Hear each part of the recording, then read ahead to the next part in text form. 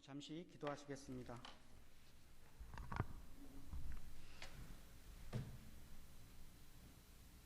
은혜가 풍성하신 하나님 아버지, 이 시간에 살아계신 하나님의 말씀을 들고 부족한 종 단위에 섰습니다.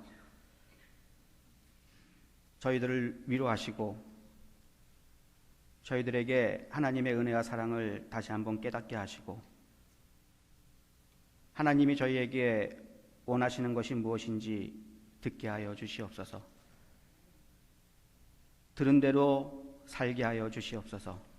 감사드리며 예수 그리스도의 이름으로 기도드리옵나이다. 아멘. 할렐루야. 우리 주님의 은혜와 평강이 이 시간 여러분과 특별히 권사님들과 함께 하시길 간절히 축원합니다. 예, 잘 오셨습니다. 우리 옆 사람하고 인사 하나 하겠습니다. 오늘은 사랑합니다 라는 말로 서로 인사하겠습니다. 사랑합니다.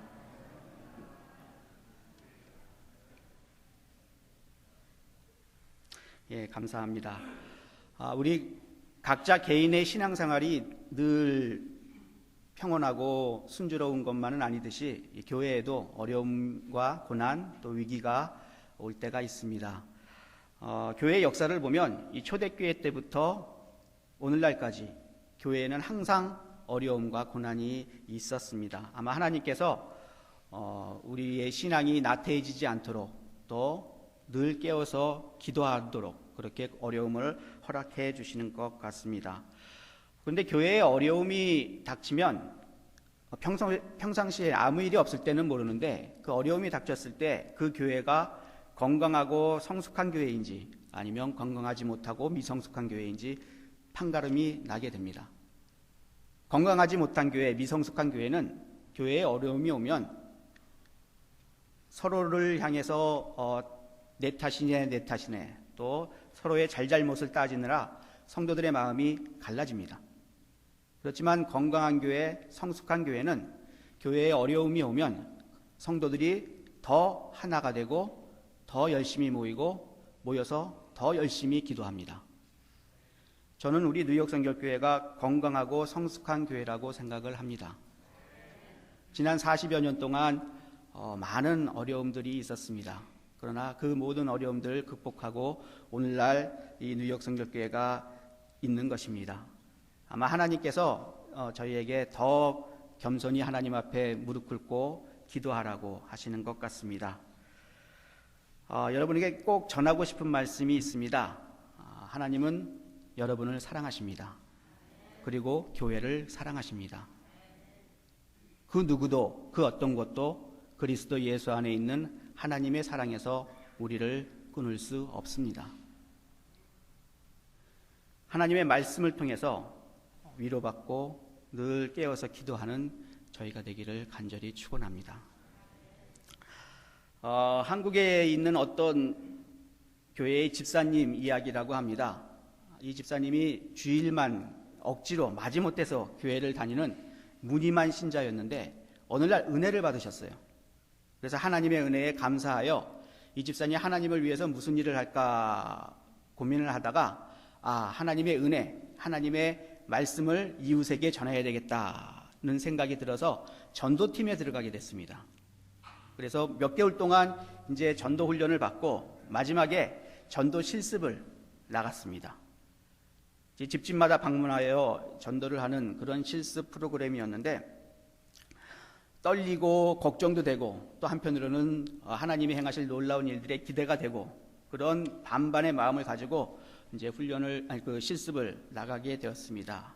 그래서 자기가 배정받은 그 아파트에 들어가서 이제 첫 번째 집에 초인종을 딱 눌렀습니다. 집주인이 나왔습니다. 그리고 이제 전도지를 주면서 그 전도 훈련에서 배운 대로 저는 어느 교회 누구입니다. 당신에게 예수님을 소개하려고 왔습니다. 라고 이제 첫 마디를 딱 꺼냈는데 그 첫 마디를 듣고 주인이 이렇게 얘기했답니다. 우리 앞집 사는 사람이 교회를 다닙니다. 내가 살다 그런 인간은 처음 봅니다. 교회를 다니는 사람이 더 하더라고요. 뭐 교회를 다니나 안 다니나 다를 게 없는데 못하러 교회를 다니겠습니까? 하고 그냥 바로 문전에서 거절을 당했습니다. 실망을 했습니다. 그래도 용기를 내서 다음 집 찾아가자. 그래서 다음 집에 또 찾아갔습니다. 젊은 새댁이 나왔습니다. 새댁이 하는 말이, 우리 어머니가 권사님이세요. 근데 교회에는 저희 어머니 같은 분들이 많다고 하더라고요. 저는 우리 어머니 한 분으로 족합니다. 예. 그러니까 문 앞에서 또 문전에서 또 거절을 당했어요. 세 번째 집에 찾아갔습니다. 집주인이 나왔습니다. 뭐 예수님에 대한 이야기는 소개도 하기 전에 집주인이, 우리 형님이 교회 장로님입니다. 내가 교회를 다녔으면 벌써 다녔습니다. 교회라는 말만 들어도 이가 갈립니다. 다 보기 좋게 세 집을 찾아가는데 세 집 다 그냥 문전에서 예수님을 전하지도 못하고 거절을 당했습니다. 결국 이 집사님이 마지막에 이렇게 소리를 질렀다고 합니다. 아니, 예수 믿는 놈들 말고 예수님을 믿으라니까요. 그렇게 소리를 질렀대요. 웃자고 하는 이야기지요. 그런데 이야기 속에 뼈가 있습니다. 우리는 종종 사람을 보지 말고 예수님만 보고 교회를 다니라는 말을 합니다. 근데 여러분 그거 아세요? 세상 사람들은 예수님이 아니라 예수 믿는 사람들을 봅니다. 그들의 눈에는 예수님이 안 보여요. 예수 믿는 사람들이 보이지. 그러면 어떻게 해야 될까요? 우리가 그들에게 예수님을 보여줘야 합니다. 예수님을 닮고 예수님을 본받고 예수님을 따라 사는 것입니다. 우리 믿는 사람들을 그리스도인이라고 부릅니다. 그리스도인이 무슨 뜻인지 아시죠? 그리스도를 따르는 사람이라는 뜻입니다. 그리스도의 말씀을 따라 살고 그리스도의 삶을 따라 사는 사람들이 바로 우리 그리스도인들입니다. 우리 예수 믿는 사람들은 다 예수님을 따라 살겠다고 수없이 다짐을 하고 결심을 합니다. 누구나 다 예수님을 따르려고 합니다. 그런데 가만히 보면 진정으로 예수님을 따르는 사람이 그렇게 많지가 않습니다. 잘 안 돼요, 그게. 안 되는 이유가 있습니다. 오늘은 그 이유에 대해서 같이 말씀을 나누어 보려고 합니다. 예수님을 따르려면 두 가지가 필요합니다. 그런데 그 두 가지를 우리는 아무 생각 없이, 그 두 가지에 대한 생각 없이 그냥 무작정 예수님을 따르겠다고 합니다. 그 두 가지 예수님께서 직접 말씀해 주셨습니다. 그리고 우리처럼 그냥 말로만 한 것이 아니라 예수님은 직접 그렇게 사셨습니다. 하나하나 우리가 살펴보도록 하겠습니다. 많은 사람들이 예수님을 따랐습니다. 그 무리들을 보고 예수님께서 말씀하십니다. 아무든지 나를 따라오려면 첫 번째 무엇이요? 자기를 부인하고입니다. 두 번째는 날마다 제 십자가를 지고 나를 따를 것이니라 라고 말씀을 해 주셨습니다. 이 두 가지예요. 오늘 읽은 본문 말씀에 나오는 거. 뭐 많지도 않아요. 딱 두 가지입니다. 이 두 가지가 필요한데 이것을 필요하다는 생각이 별로 없이 그냥 무작정 예수님을 따르려고만 합니다. 자기를 부인하고 첫 번째, 자기를 부인한다는 말이 무슨 뜻일까요? 영어로 하면은 deny himself라고 되어 있는데요. 알기는 알겠는데 막상 이게 설명하려니까 이게 뭐 잘 설명이 안 됩니다. 자기를 부인한다는 것은 자기를 인정하지 않는다는 겁니다. 자기는 아무것도 아니다는 것을 깨달아 알고 사는 것. 그것이 바로 자기를 부인한다는 그런 말씀입니다. 다른 말로 하면 자기를 비우고 자기를 낮추고 자기를 내려놓는 것입니다. 바로 예수님이 그렇게 사셨어요. 우리 성경 말씀 하나 찾아볼까요? 빌립보서 2장 6절 8절입니다. 빌립보서 2장 6절에서 8절 말씀입니다.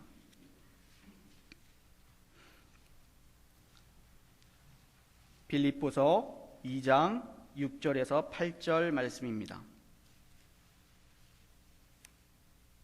제가 읽겠습니다. 그는 근본 하나님의 본체시나 하나님과 동등됨을 취할 것으로 여기지 아니하시고 오히려 자기를 비워 종의 형체를 가지사 사람들과 같이 되셨고 사람의 모양으로 나타나사 자기를 낮추시고 죽기까지 복종하셨으니 곧 십자가에 죽으심이라. 하늘에 앉아 계셔야 할 분이, 바로 하나님이신 분이 자기를 비워서 이 땅에 내려와 사람의 형체로, 사람의 모습으로 되셨습니다. 그리고 거기서 또 더 자신을 낮춰서 사람들에게 고난을 받고 죽음을 당하셨습니다. 자신의 지위, 자신의 위치, 하나님과 동등됨, 이런 것을 다 부인하신 것입니다. 인정하지 않는 것입니다. 자신은 아무것도 아니라고 그렇게 여기고 세상에 내려오신 것입니다. 예수님을 따르려면 우리에게도 이것이 필요하다는 말씀입니다. 그런데 우리는 인정받고 싶습니다. 누군가 사람들이 나를 인정해 주기를 원합니다. 신앙생활을 하는 것도 가만히 보면 인정받고 싶어서 하는 경우가 많이 있습니다.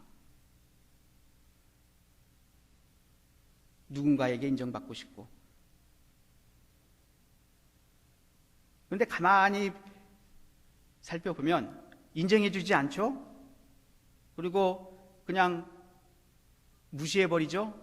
그러면 삐집니다. 화가 납니다. 왜 나를 안 인정해 주지? 그렇게 생각을 합니다. 신앙생활을 할 때도 그런 생각으로, 그런 자세로 신앙생활을 하는 사람들을 많이 보게 됩니다. 언젠가 제가 그 뉴저지에 있는 한 교회 그 직분을 다 없앴다, 그런 말씀을 드린 적이 있습니다. 그래서 그 교회 목사님도 대단하지만 그 교회 장로님들이 더 대단하다는 말씀을 드린 적이 있습니다. 그런데 사실 교회 안에서 자기를 부인하기 가장 힘든 사람이 목사입니다. 다른 목사님들은 몰라도 저를 보면은 그런 것 같아요. 정말 부인하기 힘듭니다. 특히 자기의 사역과 자기의 사명과 그것이 관련되어 있을 때는 정말 인정받고 싶고, 누군가 나를 알아주기를 원하고 그렇습니다. 설교를 마치고 단위에서 내려가서 이제 예배 끝나고 성도님이 오셔서 오늘 목사님 말씀에 은혜를 받았습니다. 그러면 겉으로는 겸손한 척 하죠. 근데 속으로는 어깨가 으쓱해집니다. 목사님 성품이 참 좋으십니다. 누군가 저에게 그러면 아닙니다 하고 겉으로는 겸손해야 하지만 속으로는 아주 기분이 좋아집니다. 위선이죠. 겉과 속이 달라요. 그러다 하나님께서 깨달음을 주십니다. 마치 내가 뭐라도 된 것처럼 그렇게 생각을 하는구나. 그러면 깨닫고 나는 아직 멀었구나. 그런 생각을 하게 됩니다. 참 힘들어요. 그래서 여러분, 예수님을 따르기 위해서는 이 힘든 일을 꼭 해야 됩니다. 그냥 쉽게 예수님을 따를 수가 없어요. 편안하게 신앙생활을 할 수가 없어요. 신앙생활이 힘든 이유가 바로 이런 필요한 것, 자기를 부인하는 일, 이것이 먼저 선행돼야 되기 때문에 그렇습니다. 자기를 부인한다는 말은 또한 자기 생각, 자기 뜻, 자기 계획을 다 내려놓는다는 그런 뜻입니다. 여러분, 예수님을 따르려면 자기 생각, 자기 뜻, 그런 것들 다 내려놓아야 돼요. 그런데 그것을 내려놓지 못하고 자기 뜻대로, 자기 생각대로 신앙생활하고 교회 일도 그렇게 하려는 그런 분들이 있습니다. 안 되면 어떻게 해서든지 되게 하려고 합니다. 그래서 무리수를 둡니다.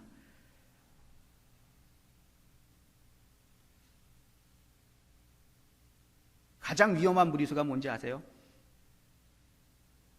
하나님의 뜻으로 자기의 뜻을 감추는 것입니다.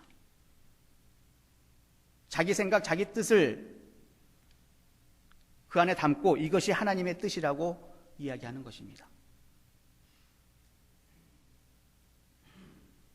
우리가 주기도문을 할 때 뜻이 하늘에서 이루어진 것 같이 땅에서도 이루어지소서라는 주기도문을 매일 반복해서 합니다. 그런데 우리가 사는 삶을 가만히 보면 그 뜻이 바로 하나님의 뜻이어야 되는데 하나님의 뜻은 하늘에서 이루어진 것이고 이 땅에서는 내 뜻이 이루어지기를 원합니다.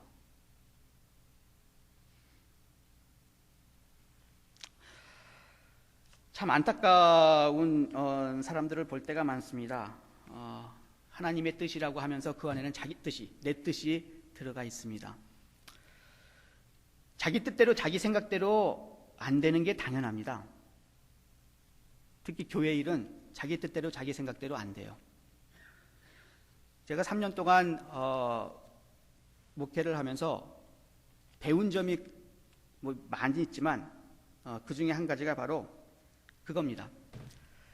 처음 교회에 부임했을 때는 교회를 뭐 이렇게 운영해야지, 목회를 이렇게 해야지, 뭐 생각도 많고 계획도 많이 있습니다.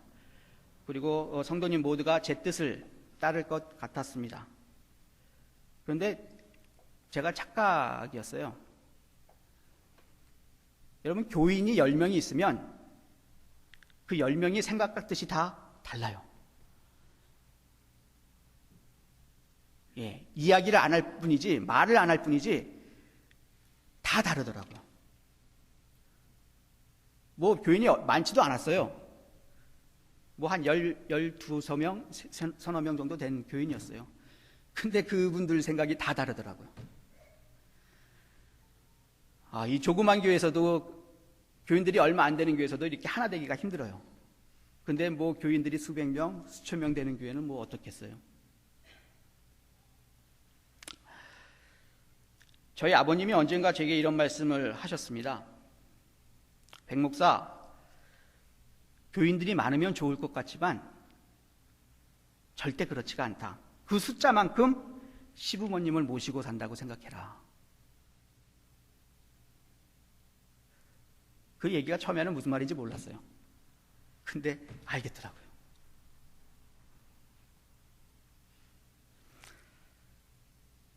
그러면 어떻게 해야 할까요?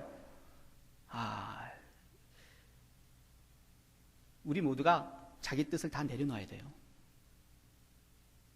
자기 생각 다 내려놔야 돼요. 대신 하나님의 뜻을 구해야 돼요. 하나님의 계획과 하나님의 섭리와 하나님의 뜻이 무엇인지 그것을 구해야 돼요. 내 생각대로 되지 않음, 그걸 인정해야 돼요. 그리고 그것을 당연하게 받아들여야 돼요. 뭐 여기 계신 여러분들이 저보다 더 잘 경험하잖아요. 세상 사는 게 내 뜻대로, 내 생각대로 되나요? 예, 되는 것보다 안 되는 게 더 많아요. 세상 일도 이런데 하나님의 일이 내 뜻과 내 생각대로 될까요? 아니에요.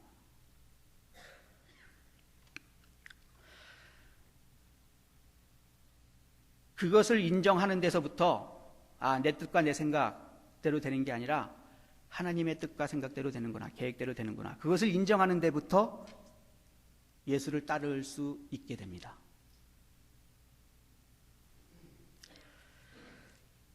모쪼록 여러분들이 자기를 부인하고 예수님을 따랐으면 좋겠습니다. 예.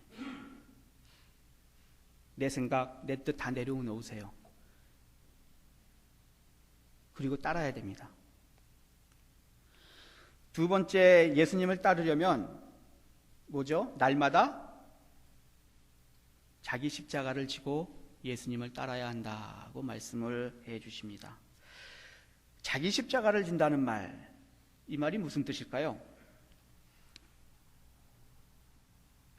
이 말도 우리가 알긴 알 것 같은데 막상 설명을 하려면 좀 쉽지가 않은 말씀입니다. 우리는 종종 성경의 말씀을 문자 그대로 보지 않고 너무나 비유적으로 또 상징적으로 해석하는 경우가 있습니다. 그런 해석을 알레고리적인 해석이다 라고 합니다. 성경의 말씀들이 이렇게 알레고리적인 해석으로 해석을 해야 되는 경우도 있습니다. 그런데 문자 그대로 해석을 해야 되는 경우도 그 말씀을 비유적으로 상징적으로 해석을 해서 더 혼란만, 더 말씀이 어렵게 되는 그런 경우가 있습니다. 그 대표적인 말씀이 오늘 이 말씀이에요. 날마다 자기 십자가를 지고 라는 말씀. 우리는 이 말씀을 흔히 이렇게 생각을 합니다. 우리 모두에게 각자에게는 자기가 맡아야 할 십자가가 있는데 그 십자가를 감당을 해야 된다. 그래서 그 십자가 뭐냐? 교회의 직분, 선교회 회장이나 구역장인, 강사, 교사, 그런 것이 자기 십자가다. 자기가 해야 할 사명, 사역, 그것을 십자가라고 해석을 합니다. 또 다른 분들은 그 십자가는 내가 짊어지고 가야 할 누군가다. 그러니까 자기를 괴롭히는 어떤 누군가다고 그렇게 해석을 합니다. 말 안 듣는 남편이나 속 썩이는 자식이나 정말 나를 괴롭히는 직장 동료나 상사나 그런 사람들을 십자가라고 생각을 합니다.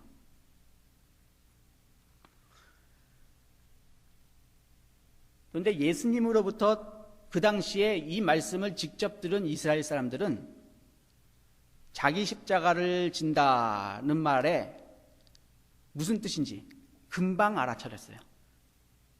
그렇게 멀리 가지도 않았어요. 그냥 단번에 이게 뭔 뜻이구나, 자기 십자가를 진다는 말이 무슨 뜻이구나 알아차렸습니다.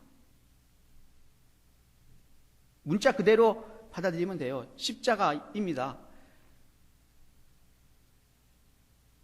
지금이야 우리가 십자가가 기독교의 상징이 되었지만 예수님 당시에 그 사람들한테는 십자가는 아주 가장 잔인한 사형 도구였습니다.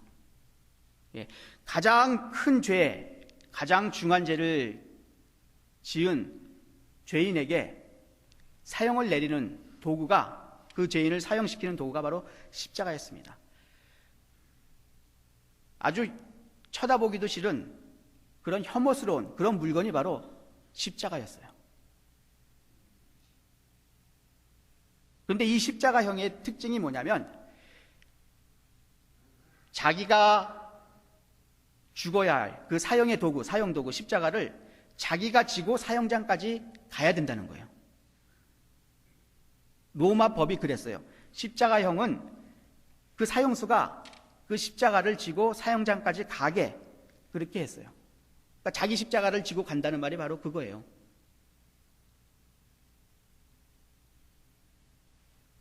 그 가면서 사람들에게 이제 경고를 주기 위함이죠. 이런 죄를 지으면 이렇게 고난을 받고 죽는다. 예수님도 자기 십자가를 지고 가셨죠. 가시다가 그 전에 너무 많은 채찍을 맞으셔서 더 이상 힘이 없어서 쓰러지시자 구레네 사람 시몬이 대신 십자가를 지고 가게 했습니다.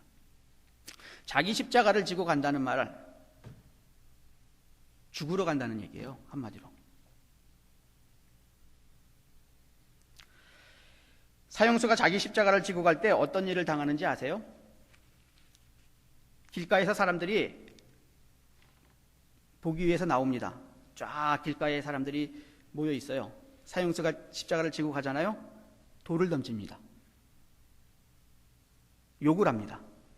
침을 뱉습니다. 아주 모욕을 줍니다. 저런 나쁜 인간이라고.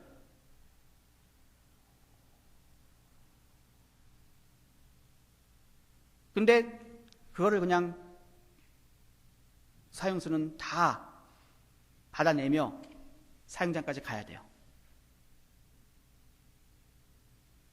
예수님이 그러셨어요. 우리가 예수님을 따르려면 사람들에게 돌을 맞을 때도 있습니다.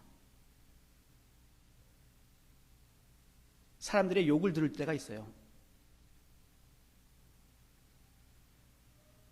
그런데 묵묵히 그것을 안고 예수님처럼 가야 한다는 그런 말씀이에요. 예수님께서 십자가를 지고 가셨을 때 가장 고통스러웠던 게 무엇일까요? 저는 뭐 그런 욕을 먹고 뭐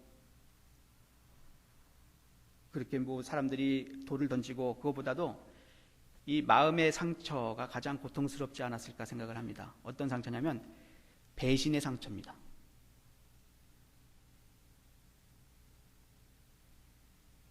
사람들이 예수님을 다 따라다녔어요.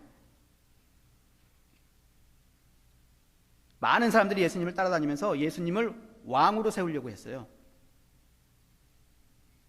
예루살렘 성에 입성했을 때 예루살렘 성 사람들이 예수님을 어떻게 환영했어요?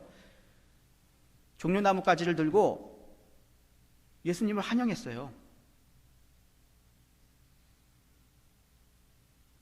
그 종려나무 가지가 아직 다 치워지지도 않았을 때예요. 그냥 길가에 그냥 아직 있었을 때예요. 그 며칠 만에 사람들이 싹 바뀌었어요. 그렇게 환영했던 예수를 십자가에 못 박으라고 소리 지릅니다. 죽이라고 합니다. 배신이죠. 가장 믿었던, 가장 가까웠던 사람들로부터의 배신. 예수님은 그걸 당하셨어요. 3년 동안 예수님을 따라다녔던 제자들, 예수님이 잡히자 어떻게 했어요? 다 도망갔어요. 베드로가 뭐라고 장담했죠? 예수님? 모두 다 주를 버릴지라도 나는 주를 버리지 않겠습니다. 예수님 앞에 그렇게 서약을 했어요. 큰 소리 땅땅 쳤어요. 근데 그 베드로가 어떻게 했어요? 3번이나 예수님을 나는 모른다 부인했어요.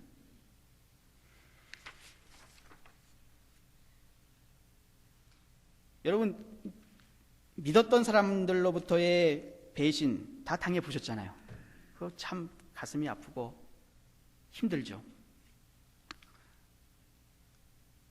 근데 예수님은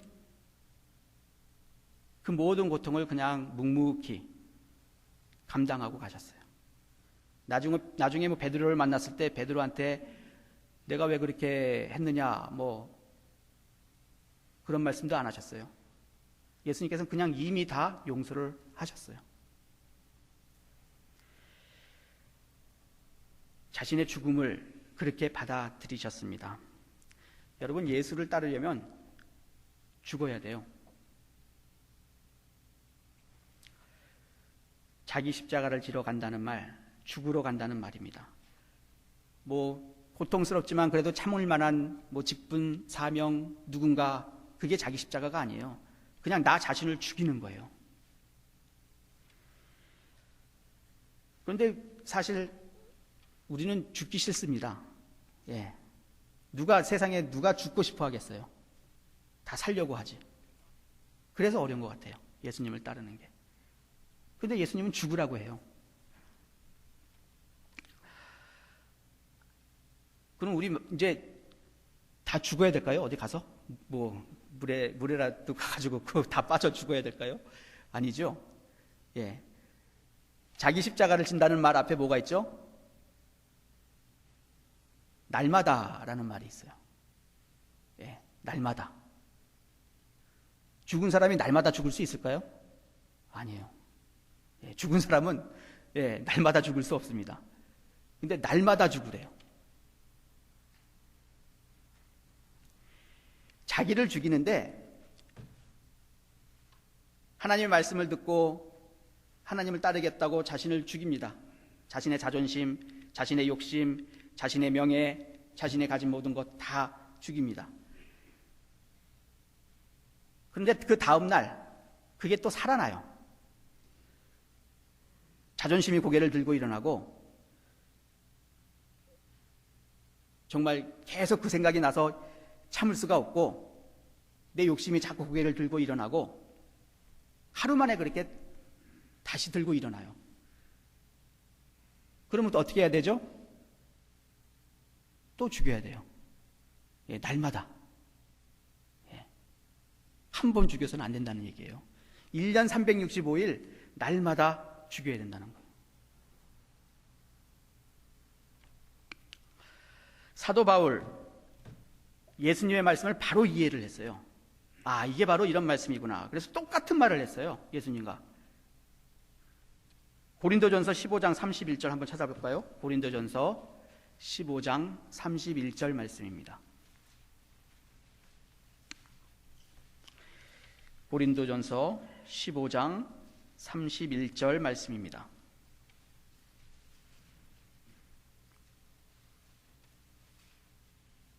우리 같이 한번 읽어볼까요? 고린도전서 15장 31절 말씀입니다.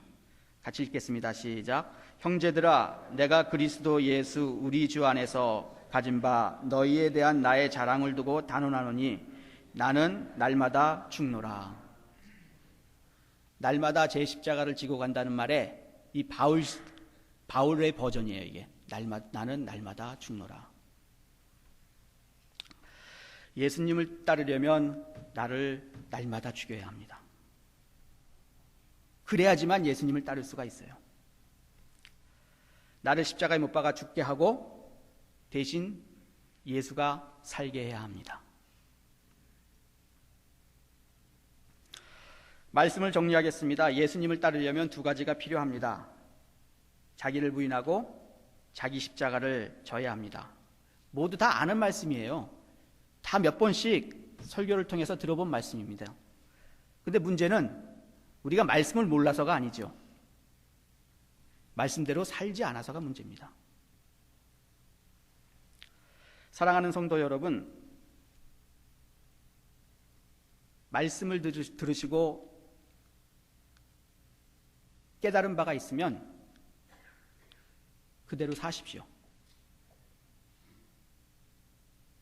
그게 예수님을 따르는 길입니다. 저는 오늘 헌신 예배를 드리는 우리 권사님들이 모두 예수님을 따른다면 이 교회가 어떻게 될까 생각을 한번 해봤습니다. 권사님 한 분 한 분들이 다 자기를 부인하고 자기 십자가를 지고 예수님을 따른다. 상상만 해도 아주 기쁩니다. 그리고 여기 계시는 저와 여러분이 정말 매일매일 그렇게 예수님을 따라 산다면 이 교회가 얼마나 축복을 받는 교회가 될까, 얼마나 은혜가 넘치는 교회가 될까 상상만 해도 참 기쁩니다. 모쪼록 예수를 따르는, 예수의 말씀을 따르고 예수님의 삶을 따라 사는 저와 여러분이 되시기를 간절히 축원합니다. 기도하시겠습니다. 하나님 아버지, 저희들이 매주일 또 매일매일 하나님 말씀을 듣습니다. 그 수많은 말씀들을 듣지만 따라 살지 못하는 그런 어리석은 삶을 살 때가 많이 있습니다. 말씀대로 살 수 있도록 용기를 주시고 또한 믿음을 허락하여 주시옵소서. 감사드리며 예수 그리스도의 이름으로 기도드리옵나이다. 아멘.